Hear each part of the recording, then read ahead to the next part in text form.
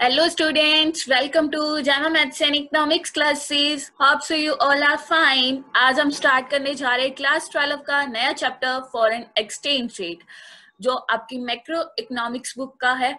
अगर आपने पिछले वाले चैप्टर्स नहीं देखे मैक्रो इकोनॉमिक्स के और इंडियन इकोनॉमिक डेवलपमेंट के तो जाके देखो, लिंक मैंने डिस्क्रिप्शन बॉक्स में दिया है। अगर आपको मेरी वीडियोस पसंद आए तो उसे लाइक जरूर कर देना, और अगर आपने अभी तक मेरा चैनल सब्सक्राइब नहीं किया तो कर दो, क्योंकि मैं आपको साथ में सेशन के पीडीएफ की फॉर्म में नोट्स दे रही हूँ। So let's get started today's session. Foreign exchange rate. Foreign exchange क्या होता है?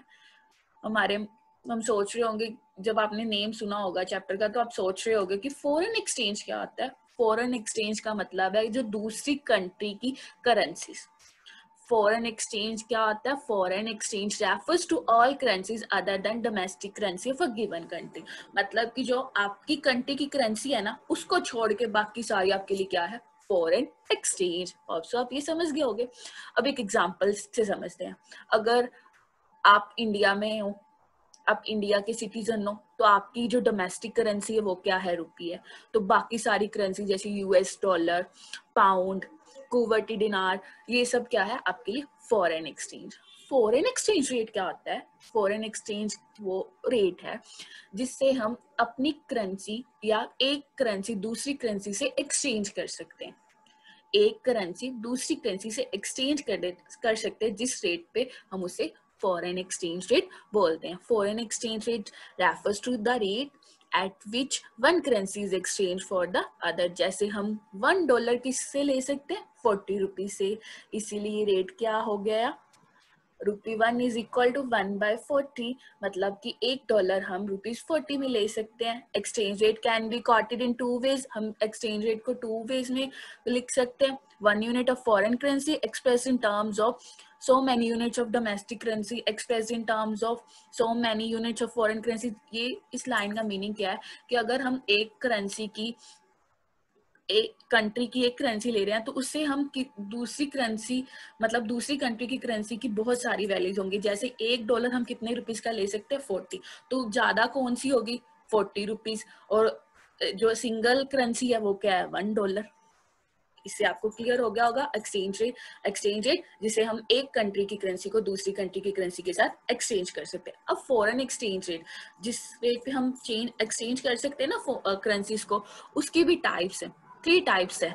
फर्स्ट वन क्या है? फिक्स्ड एक्सचेंज रेट, जिसे हम पैक्ड एक्सचेंज रेट भी बोलते हैं। Second one flexible exchange rate, जिसे हम फ्लोटिंग एक्सचेंज रेट सिस्टम बोलते हैं। Third one manage floating rate system, जिसे हम dirty floating exchange rate system बोलते हैं। आगे आगे चलो, मैं आपको ये सब भी बताती हूँ। Fixed exchange rate system. Fixed exchange rate system क्या आता है? वो सिस्टम जिसमें foreign exchange rate officially fix किया जाता है। मतलब कि जो रेट हम करेंसी एक्सचेंज कर सकते हैं जिस रेट पे, वो कौन डिसाइड करता है? ऑफिशियली डिसाइड करते हैं गवर्नमेंट या मॉनेटरी अथॉरिटी। ये मार्केट फोर्सेस नहीं डिटरमाइन करती। फिक्स्ड एक्सचेंज रेट सिस्टम में जो रेट फिक्स होता है वो गवर्नमेंट या मॉनेटरी अथॉरिटी करती है। इसमें मार्केट फोर्सेस नहीं डिटरमाइन करती। और जो under fixed exchange rate system क्या होता है? हर एक कंट्री को एक करेंसी, मतलब एक स्टैंडर्ड यूनिट के साथ रखना पड़ता है। जैसे मैंने लिखा है, each country keeps the value of its currency fixed in terms of some external standard.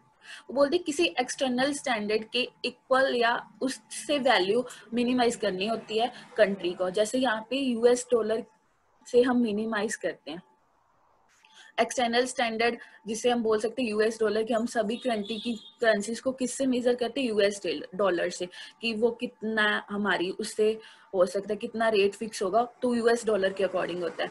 But अभी मैंने कुछ और भी बताया, वो देखते हैं क्या है। The external standard can be gold, silver, other precious metal, another countries currency और even some internationally agreed unit of account. वो क्या बोलते हैं, जो फिक्स एक्सचेंज रेट सिस्टम होता है ना, वो किसी स्टैंडर्ड यूनिट के अकॉर्डिंग हर एक कंट्री की करेंसी का रेट फिक्स किया जाता है। किसी एक्सटर्नल स्टैंडर्ड के अकॉर्डिंग, किसी स्टैंडर्ड के अकॉर्डिंग हर एक कंट्री की करेंसी का रेट फिक्स किया जाता है। ऑल्सो आप समझ गए होंगे। हम इसकी मेरिट्स पढ़ते हैं।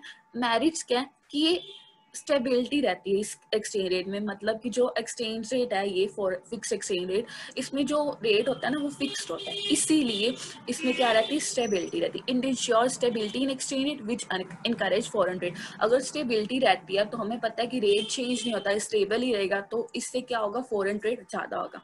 It contribute to the coordination of macro policies of country in an interdependent world economy.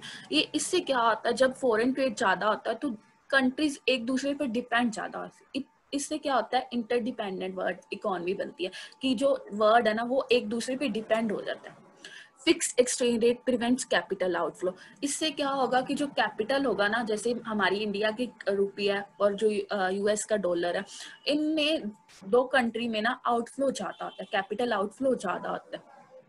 Capital क्या होता है, जिसे हम मनी भी बोल सकते हैं या मशीनरी भी बोल सकते हैं, वो बोलते हैं कि फिक्स एक्सचेंज रेट से ना कैपिटल आउटफ्लो ज़्यादा होता है, एक से दूसरी कंट्री में ज़्यादा होता है।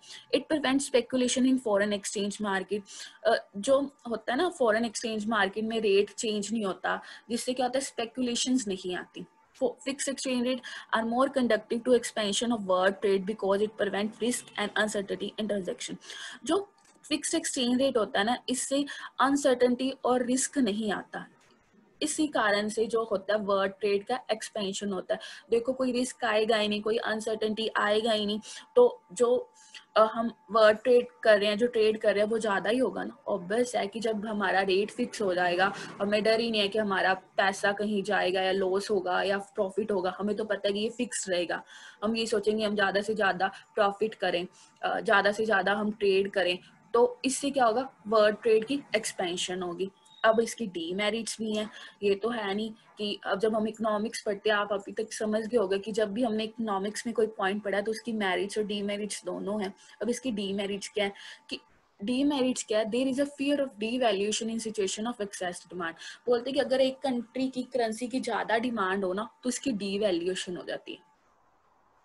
Central bank uses its reserve to maintain fixed exchange rate system. कहते हैं जो सेंट्रल बैंक है ना वो कुछ रिजर्व अपने पास रखता है फिक्स एक्सचेंज रेट के लिए, but when reserves are exhausted and excess demand still persists, government is compelled to devaluate currency। मतलब कि जब हम डिमांड ज़्यादा करेंगे, हमारे रिजर्व सेंट्रल बैंक के रिजर्व से ज़्यादा हो जाएगी, तो क्या होगा कि उस कंट्री की करेंसी की वैल्यू क्या हो जाएगी, डी एवैल्यूएट हो जाएगी, डाउन हो जाएगी। समझ सकते हो आप कि जब हम एक चीज की डिमांड ज्यादा करते हैं, हमारे रिजर्व से ज्यादा होगी, सेंट्रल बैंक के रिजर्व से ज्यादा होगी, तो वो क्या होगा, उस कंट्री की करेंसी की वैल्यू डीवैल्यूएट होगी। If speculator believe that exchange rate can not be held for long, they buy foreign exchange in massive amount causing deficit in BOP, this may lead to greater devaluation. क्या होता है कि जो होते हैं ना speculators, जो मतलब कि लेते हैं फॉरेन करेंसीज, वो क्या होता है एक्सेस में रखने लग जाते हैं, जिससे क्या होता है जो हमारा बैलेंस ऑफ पेमेंट है वो उसमें प्रॉब्लम होती है। इसी कारण से क्या होता है, उस कंट्री की करेंसी की डीवैल्यूएशन होती है। This is the main flaw of fix exchange rate system. ये क्या थे, मेन फ्लॉ थे फिक्स एक्सचेंज रेट सिस्टम के, ये थे demerits. Benefit of free market are deprive. जब रेट फिक्स हो जाएगा ना तो लोग क्या करेंगे, अपने पास भी ज़्यादा स्टोर करेंगे, जो हमने ऊपर पढ़ा है कि वो ज़्यादा डिमांड करेंगे तो जिससे प्रॉब्लम होगी। और तो और क्या है कि जो मार्केट के बेनिफिट है ना वो भी हमें कम लग जाएंगे। जब स्टार्टिंग में क्या होता है, हमें कोई चीज़ मिलती है ना उससे हमें ज़्यादा सेटिस्फाई होते हैं, हम बेनिफिट लेते हैं, बट जब वो बेनिफिट लगातार मिलने लग जाए तो हम उससे क्या हो जाते हैं, सैड हो जाते हैं, वो हम अब बेनिफिट नहीं होते हमारे लिए, वो एक तरह की प्रॉब्लम बन जाती है। इसीलिए क्या होता है कि जो फ्री मार्केट में इसके बेनिफिट्स डिप्राइव्ड होने लग जाते हैं। There is always possibility of under valuation और ओवर वैल्यूएशन। क्या होता है कि अगर फिक्स रहेगा हमारे लिए वो कॉमन सी बात होगी, तो वो क्या हो गया, अंडर वैल्यूएशन होगा, उस कंट्री की करेंसी का अंडर वैल्यूएशन होगा या ओवर वैल्यूएशन होगा। अब नेक्स्ट एक्सचेंज रेट हमने पढ़ा है, फ्लेक्सिबल एक्सचेंज रेट होता है। फ्लेक्सिबल एक्सचेंज रेट क्या होता है, इसमें जो रेट होता है ना वो फिक्स कौन करता है, मार्केट फोर्सेस। किसके बिहाफ पर करती हैं, सप्लाई और डिमांड के बिहाफ पर। इसमें कोई गवर्नमेंट की इंटरवेंशन नहीं होती।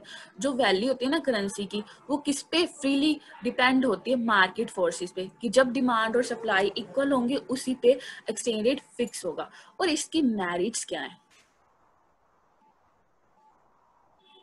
इसकी मेरिट्स क्या है, डेफिसिट और surplus in BOP is automatically acted, कि अगर कभी डिमांड बढ़ गई या सप्लाई बढ़ गई तो वो अपने आप बैलेंस हो जाती है। इसमें गवर्नमेंट की इंटरवेंशन जरूरी नहीं होती, गवर्नमेंट की जरूरत नहीं होती।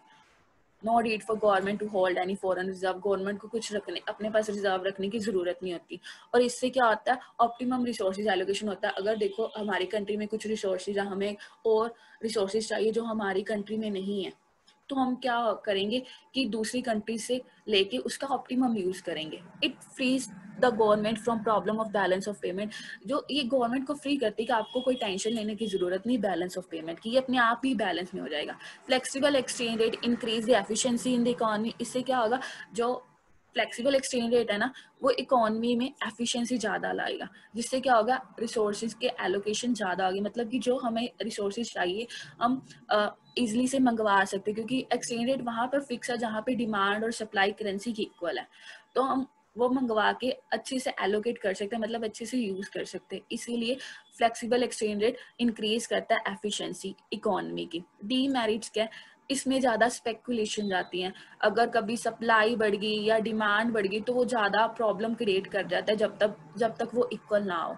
Wide fluctuation in exchange rate can hamper foreign trade and capital movement, जब ये डिमांड जैसे बढ़ गई किसी करेंसी की, जब तक वो इक्विलिब्रियम नहीं आएगी, इक्वल नहीं होगी सप्लाई के, तब तक हमें वेट करना पड़ेगा तब तक। इसलिए एक फॉरेन ट्रेड के लिए बहुत बड़ा हैम्पर है ये फ्लक्चुएशंस।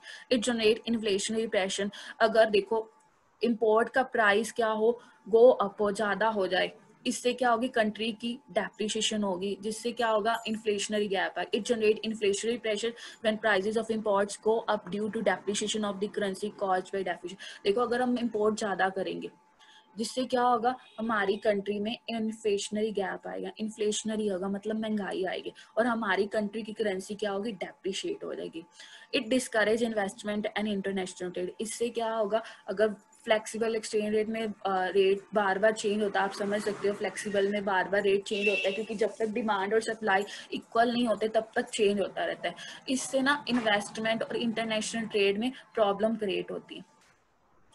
अब हम नेक्स्ट करते हैं manage floating rate system. Manage floating rate system क्या होता है, वो सिस्टम जिसमें फॉरेन एक्सचेंज कहाँ पर डिटरमाइंड होता है, market forces and central bank is a key participant to stabilize the currency in case of extreme appreciation और डेप्रिसिएशन।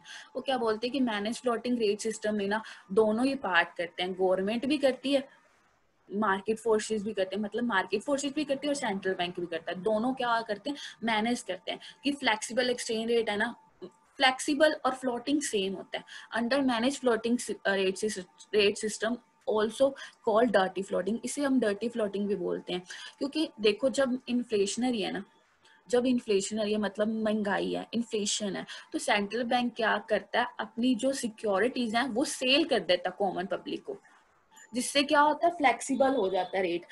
जब हमारा डिफ्लेशन है तो वो क्या करता है, बाय कर लेता है। इस कारण से हम मैनेज फ्लोटिंग सिस्टम को डर्टी फ्लोटिंग भी बोलते हैं। अब नेक्स्ट क्या, डिटर्मिनेशन ऑफ एक्सचेंज रेट।